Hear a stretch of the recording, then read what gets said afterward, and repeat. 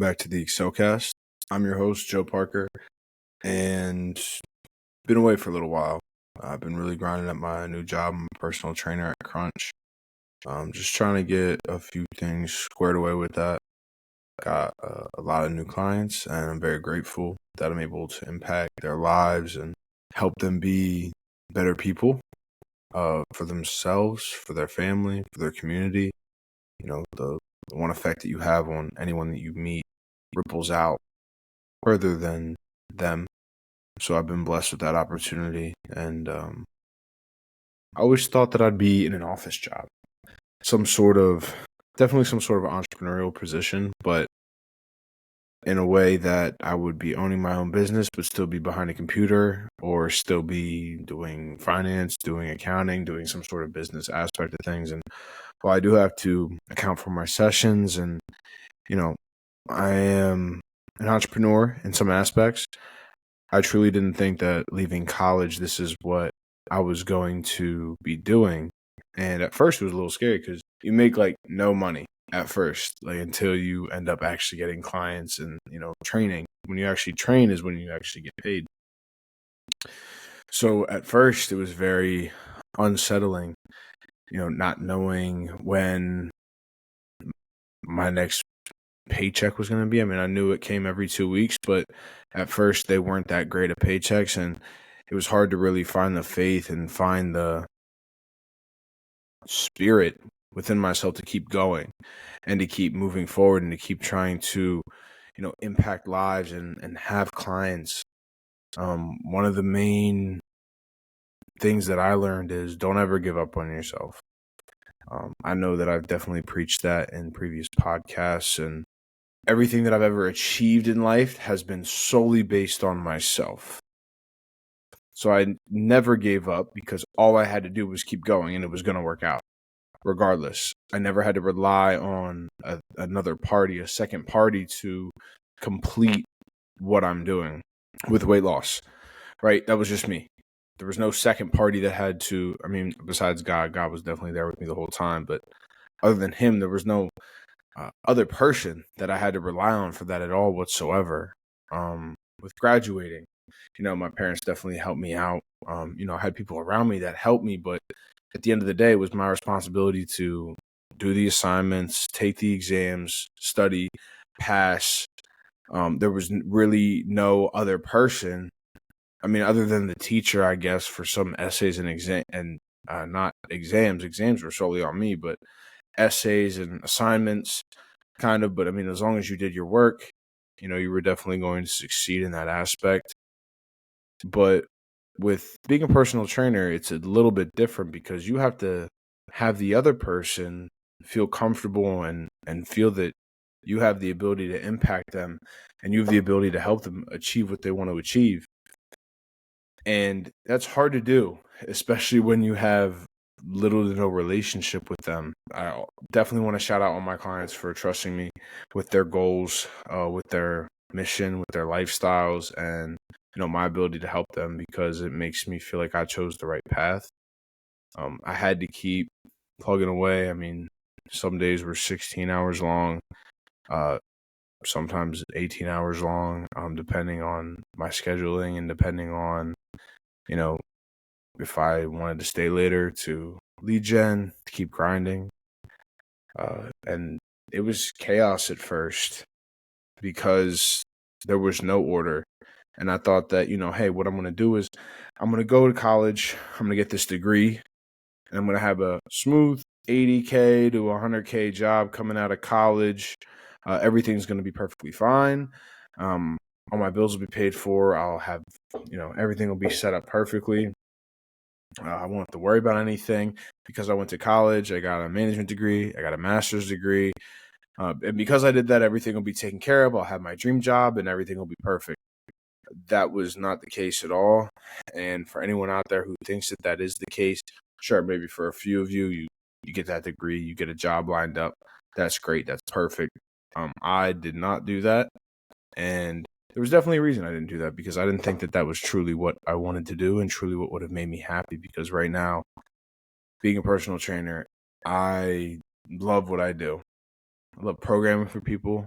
I love helping people. I love talking to my clients every day, making sure that they're healthy, not only physically, but also mentally and emotionally. Some days, I'm training them, but then some days I'm just talking to them. Some days I'm just helping them work through certain things. What I really want to focus on in this podcast is chaos and order. I'm reading Jordan Peterson's book again, 12 Rules for Life. I read it one time. I definitely feel like it's worth a second read.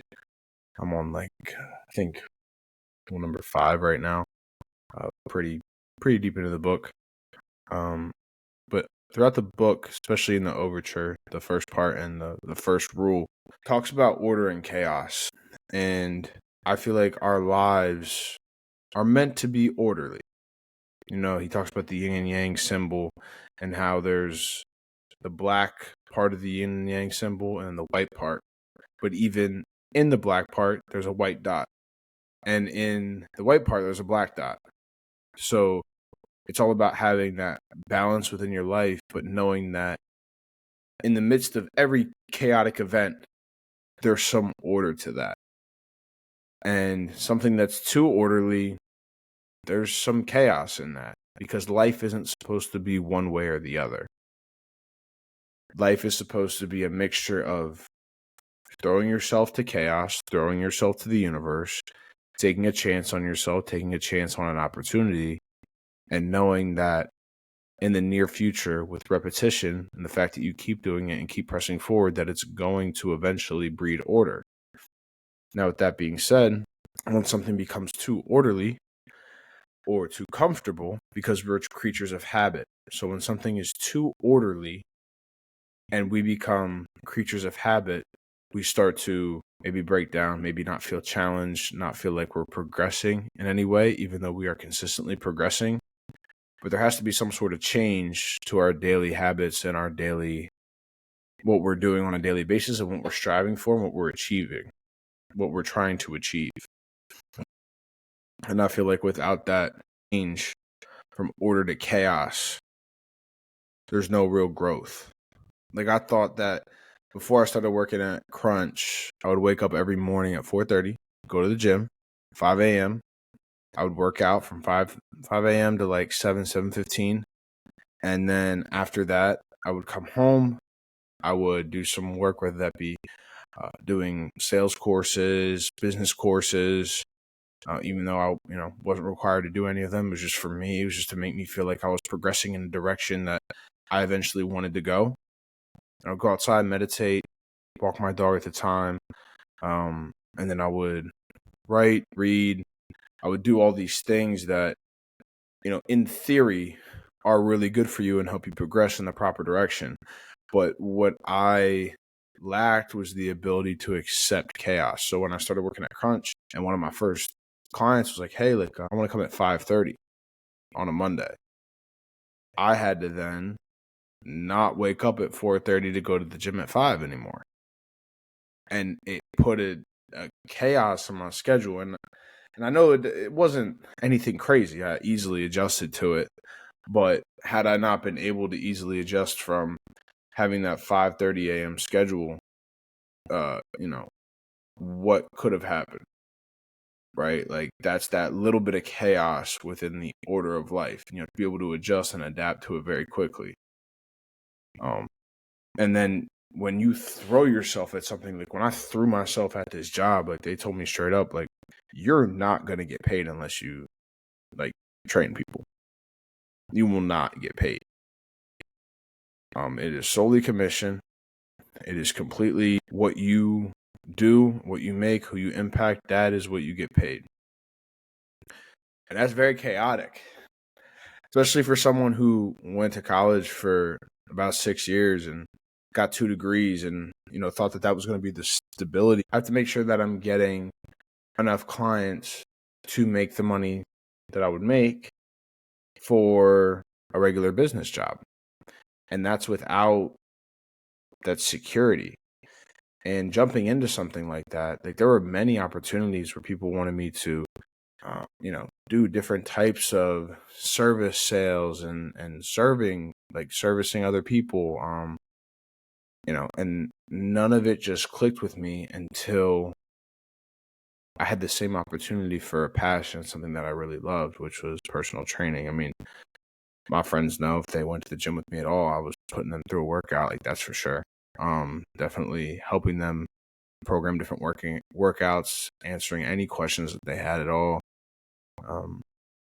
And I feel like that experience humbled me, especially at first. I mean, being absolutely clueless on some of the material, especially some of like the recovery material and flexibility material. When I first started, I had, I knew some basic stretches from playing football those years, and obviously my own stretching from when I worked out. But some of the different forms of stretching, like SMR, I didn't really know. Should I do that before? Should I do that after? Dynamic stretching versus static stretching. Which one should I do before and after? I mean, I learned very quickly, but jumping into it, I had no idea what to do with any of that. And then also, at first, I was creating my programs almost for me. Like, what kind of program would I want to put myself through? But I had to shift lenses, view it from what the client wanted. And even though the workouts that I think that I could put together for myself are really good workouts, it may not be tailored to the specific individual that it needs to be tailored to. And that's something that I feel like in life we often get that mixed up and messed up. And that's why a lot of people fight with each other, because you'll only be seeing things from your perspective and your lens, and you'll never see it from the other person's perspective and the other person's lens, because you're so focused on the fact that, well, in my head, that this logically makes sense. So there's no other way that it can make sense to another person in a different way, because all you know is what you know. And that's where trust comes in too, because you have to be able to trust the other people and trust that their perspective from what they learned in life is solid enough to carry you through and solid enough to steer you in the right direction, especially if it's someone that you love and that you trust. I definitely struggled with that before. There's been a lot of times where I didn't trust willingly for people that genuinely wanted the best for me, because when I look at it from a different lens of what I would say to somebody, like I'd have like just a quick example, like obviously like there's times where you butt heads with your parents, so I'd butt heads with my mom and dad, but there's never been a time where I've ever told even my nephew, it's not even my son, not even my kid, but my nephews or my nieces, never been a time where I've ever told them anything that I thought would hurt them at all. And they're not even like my kid.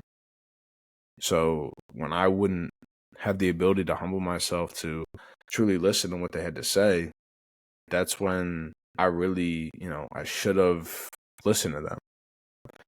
And now that I'm out of the house, out of the state, I'm older, and I'm not around them as much, I really realized that I should listen to them when it comes to certain things. And the reason I say certain things is because, gotta take everything with a grain of salt sometimes. And I do. But I think that the lens and the perspective, the more you explain your lens and your perspective to people, the better off you are to have them understand you. And the better you are to understand. When I'm confused about something, I like to think that I try to be as curious as possible. Because if I'm not curious, then I never truly understand. And in the Bible, Proverbs, it talks about understanding all the time.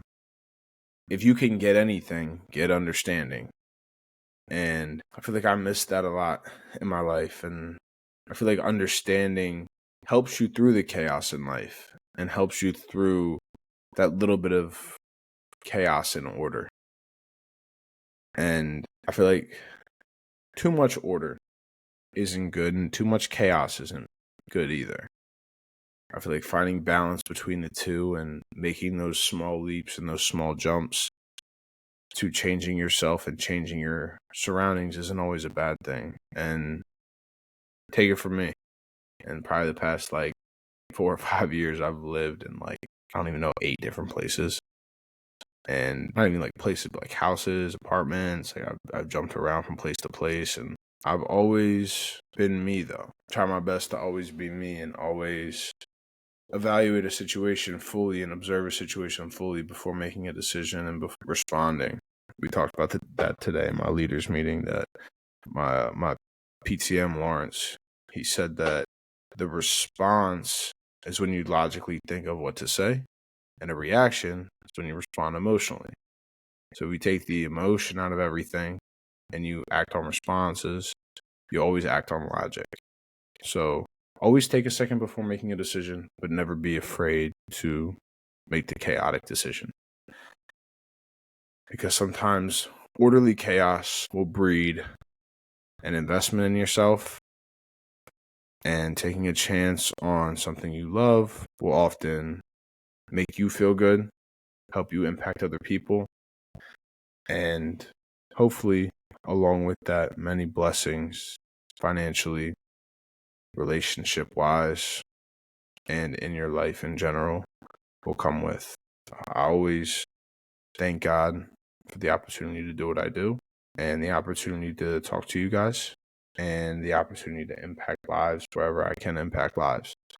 And I'm going to keep grinding. I'm going to keep doing what I'm doing. Again, I'm sorry. I've been like, it's probably been like 2.5 weeks since I dropped the podcast. I could say I've just been super busy, but that's honestly an excuse. Sometimes I don't know what to say, and sometimes I just need to turn the laptop on and, just say some stuff and get some stuff on my chest and help you guys maybe organize something that's going on in your life and piece that together. So thank you guys for listening. We're available everywhere. Spotify. I'm on Instagram, on TikTok. I really appreciate everyone that listens, and I know a lot of people listen. So thank you for that. And as always, stay blessed and excel.